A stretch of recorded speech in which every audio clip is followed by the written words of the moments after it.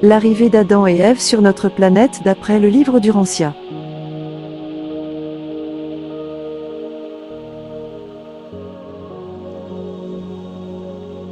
Adam et Ève arrivèrent sur Urantia 37 848 ans avant l'an 1934 de l'ère chrétienne, au milieu de la belle saison, au moment où le jardin était à l'apogée de sa floraison.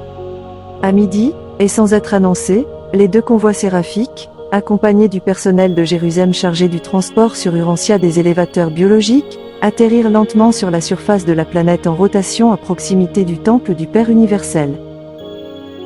Tout le travail de rematérialisation des corps d'Adam et Ève fut exécuté dans l'enceinte de ce sanctuaire récemment créé.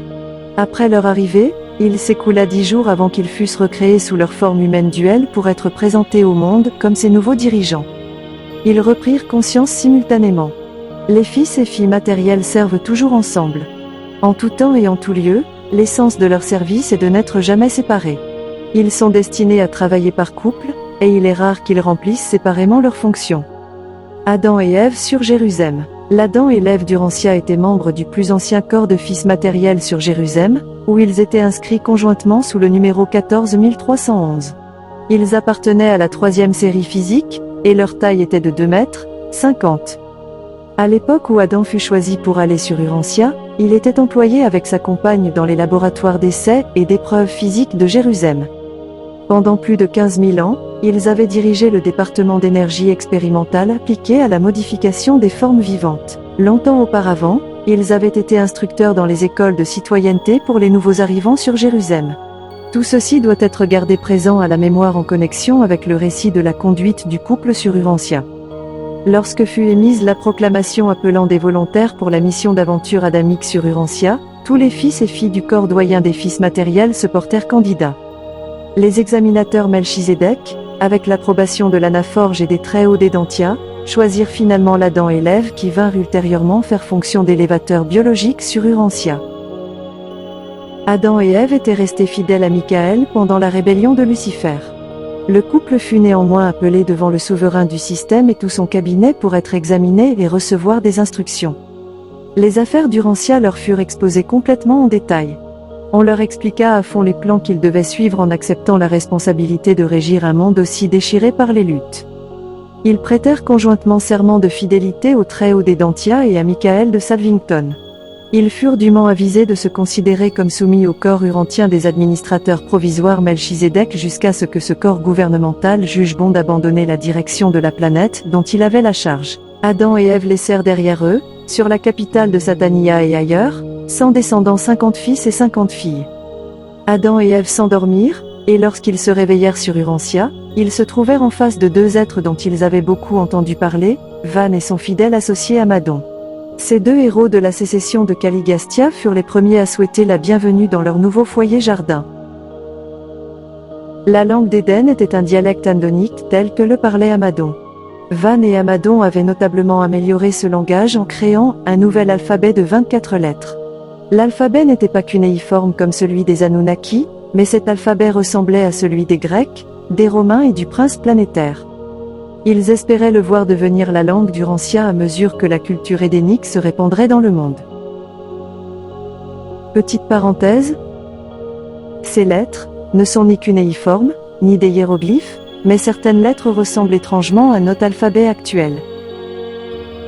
Ces pierres recouvertes de signes alphabétiques, ainsi que des statuettes, et bien d'autres objets comme des vases furent découverts, en France, en 1934 à Glozelle lors du labour d'un de leurs champs agricoles, par la famille Flandrin, de Glozelle à Ferrières-sur-Sichon, dans l'Allier. Adam et Ève avaient acquis la pleine maîtrise de ce dialecte humain avant leur départ de Jérusalem, de sorte que le fils Andonite entendit le chef supérieur du monde lui parler dans sa propre langue. Ce jour-là, il y eut grande excitation de joie dans le jardin d'Éden, tandis que les coureurs se précipitaient au rendez-vous des pigeons voyageurs assemblés de près et de loin, et criant « Lâchez les oiseaux, qu'ils portent la nouvelle que le Fils promis est venu ». Tandis que la nouvelle de l'arrivée d'Adam se répandait au loin, des milliers de membres des tribus voisines acceptèrent les enseignements de Van et Amadon. Et, pendant bien des mois, des pèlerins continuèrent à affluer dans Éden pour saluer Adam et Ève et rendre hommage à leur Père invisible. Peu après leur réveil, Adam et Ève furent escortés à la réception officielle sur le grand tertre situé au nord du temple. Cette colline naturelle avait été agrandie et aménagée pour l'installation des nouveaux dirigeants du monde. C'est là qu'à midi, le comité de réception d'Urantia souhaita la bienvenue à ce fils et à cette fille du système de Satania. Amadon présidait ce comité, qui était composé de 12 membres. Un représentant de chaque race sanguique, le chef en exercice des Médians, Hanan, une fille loyale porte-parole des Nodites, de l'architecte du jardin, et les 2 porteurs de vie résidant sur Urantia. L'acte suivant fut la remise de la responsabilité de la garde de la planète à Adam et Ève par le doyen Melchizedek, chef du conseil des administrateurs provisoires d'Urantia. Le fils et la fille matérielle prêtèrent serment de fidélité au Très-Haut de Norlasiadek et à Michael de Nébadon. Ils furent proclamés souverains d'Urantia par Van, qui abandonnait ainsi l'autorité nominale qu'il avait détenue pendant plus de 150 000 ans en vertu d'une décision des administrateurs provisoires Melchizedek. Adam et Ève furent revêtus de robes royales à cette occasion, au moment de leur installation officielle dans la souveraineté du monde. Les arts de Dalmatia n'avaient pas été perdus sur la planète. Le tissage était encore pratiqué au temps d'Éden. On entendit alors la proclamation des archanges et la voix télédiffusée de Gabriel, ordonnant le second appel nominal de jugement pour Urantia, et la résurrection des survivants endormis de la seconde dispensation de grâce et de miséricorde sur la 606 de Satania. La dispensation du prince est passée. L'âge d'Adam, la 3e époque planétaire, s'ouvre au milieu de scènes grandioses et simples. Et les nouveaux souverains d'Urantia inaugurent leur règne dans des conditions apparemment favorables, malgré le désordre général provoqué par l'absence de coopération de leurs prédécesseurs en autorité sur la planète. Adam et Ève font connaissance avec la planète.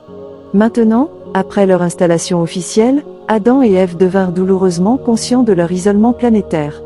Silencieuse était les télédiffusions familières, et absentes tous les circuits de communication extraplanétaires. Leurs compagnons de Jérusalem étaient sur des planètes où tout se passait normalement, avec un prince planétaire bien établi, et un état-major expérimenté prêt à les recevoir avec eux durant leurs expériences initiales sur ces mondes. Mais, sur Urantia, la rébellion avait tout changé. Ici le prince planétaire n'était que trop présent, et, quoique privé de la majeure partie de son pouvoir de faire du mal, il restait capable de rendre difficile et quelque peu hasardeuse la tâche d'Adam et d'Ève. Ce soir-là, tandis qu'ils se promenaient dans le jardin, sous l'éclat de la pleine lune, en discutant de leurs plans pour le lendemain, le fils et la fille de Jérusalem étaient graves et désillusionnés. C'est ainsi que se termina le premier jour d'Adam et d'Ève sur Urantia, la planète isolée et troublée de la trahison de Caligastia. Ils marchèrent et parlèrent tard dans la nuit, leur première nuit sur Terre, et ils se sentirent très seuls. Le deuxième jour, d'Adam sur Terre se passa en session avec les administrateurs provisoires planétaires et le conseil consultatif. Les Melchizedek et leurs associés en apprirent davantage, Adam et Ève, sur les détails de la rébellion de Caligastia et l'effet de ce soulèvement sur le progrès du monde. Dans l'ensemble, ce long récit de la mauvaise gestion des affaires de la planète était une histoire décourageante. Adam et Ève apprirent tous les faits concernant l'effondrement complet du plan de Caligastia pour accélérer le processus de l'évolution sociale. Ils parvinrent aussi à comprendre clairement et entièrement la folie de toute tentative pour obtenir une civilisation planétaire avancée indépendamment du plan divin de progression. C'est ainsi que se termina une journée triste, mais bien instructive leur second jour sur Urantia. Le troisième jour fut consacré à une inspection du jardin. Installés sur les grands oiseaux transporteurs les Fandors. Adam et Ève contemplèrent de haut les vastes étendues du jardin tandis qu'ils étaient transportés dans les airs au-dessus du plus magnifique paysage de la Terre. Ces images sont des représentations hindoues des oiseaux transporteurs ou Fandors. Ce jour d'inspection se termina par un énorme banquet en l'honneur de tous ceux qui avaient travaillé à créer ce jardin d'une beauté et d'une splendeur édénique. De nouveau, jusque tard dans la soirée de leur troisième jour, le fils et sa compagne se promenèrent dans le jardin et parlèrent de l'immensité de leurs problèmes. Le quatrième jour, Adam et Ève firent un discours à l'assemblée du jardin. Du haut du tertre, ils parlèrent au peuple de leurs plans pour réhabiliter le monde. Et ils esquissèrent les méthodes par lesquelles ils chercheraient à relever la culture sociale d'Urantia des bas niveaux auxquels elle était tombée par suite du péché et de la rébellion. Ce fut un grand jour.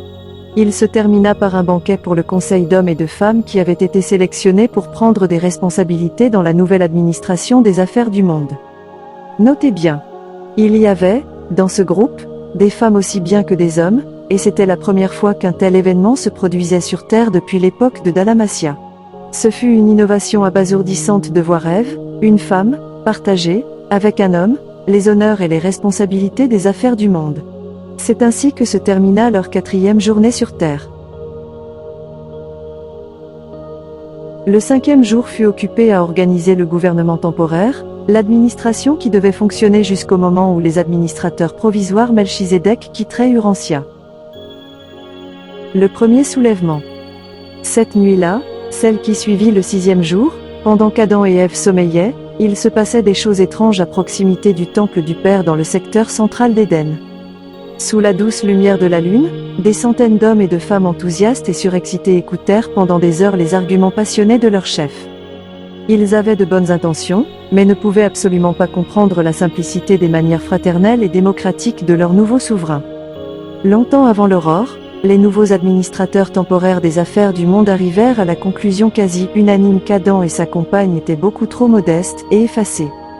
Ils décidèrent que la divinité était descendue sur terre sous forme corporelle, et qu'Adam et Ève étaient en réalité des dieux, ou si proches de l'être qu'ils étaient dignes d'un culte respectueux. La tête leur tournait. Ils furent entraînés par la proposition d'amener le noble couple au temple du Père, à midi, afin que tous les assistants puissent s'incliner en adoration respectueuse et se prosterner en humble soumission. Et les habitants du jardin étaient réellement sincères dans toute leur conduite. Les édénistes surexcités étaient sur le point de le saisir et de le transporter sur le haut du tertre pour l'adorer, lorsque Van réussit à frayer son chemin hors de la foule. Sachant communiquer avec les médians, il envoya en toute hâte leur chef à Adam. L'aurore du 7e jour d'Adam et d'Ève sur terre approchait lorsqu'ils entendirent la saisissante nouvelle de la proposition de ces mortels bien intentionnés, mais mal avisés. Alors, tandis que les oiseaux transporteurs se hâtaient pour venir chercher Adam et Ève, les médians, qui sont capables de faire de telles choses, les transportèrent au temple du Père. Il était très tôt ce matin du 7e jour. Et du haut du tertre, où il avait si récemment été reçu, Adam fit un discours pour expliquer les ordres de filiation divine. Il fit comprendre au mental de ses habitants de la terre que seul le Père et ceux qu'il désigne peuvent faire l'objet d'un culte. Adam précisa qu'il accepterait tous les honneurs et recevrait toutes les marques de respect, mais refuserait toujours d'être adoré. Ce fut un jour mémorable. Juste avant midi, à peu près au moment où arrivait le messager séraphique apportant de Jérusalem le constat d'installation des souverains planétaires, Adam et Ève s'écartèrent de la foule, montrèrent du doigt le temple du Père et dirent : Allez maintenant vers l'emblème matériel de la présence du Père et inclinez-vous en adorant celui qui nous a tous créés et qui nous maintient en vie. Que cet acte soit la promesse sincère que vous ne serez plus jamais tentés de rendre un culte à d'autres qu'à Dieu. Ils firent tous ce qu'Adam leur avait commandé. Le fils et la fille matérielle se tenaient seuls sur le tertre la tête inclinée, tandis que le peuple se prosternait autour du temple. Telle fut l'origine de la tradition du jour du sabbat. Dans Éden, le 7e jour fut toujours consacré à l'assemblée de midi au temple. La coutume persista longtemps de consacrer le reste de la journée à la culture personnelle. La matinée était consacrée aux améliorations physiques, l'heure de midi au culte spirituel, l'après-midi à la culture mentale, tandis que le soir se passait en réjouissance sociale. Ce ne fut jamais une loi dans Éden, mais cela resta la coutume tant que l'administration adamique conserva son pouvoir sur terre.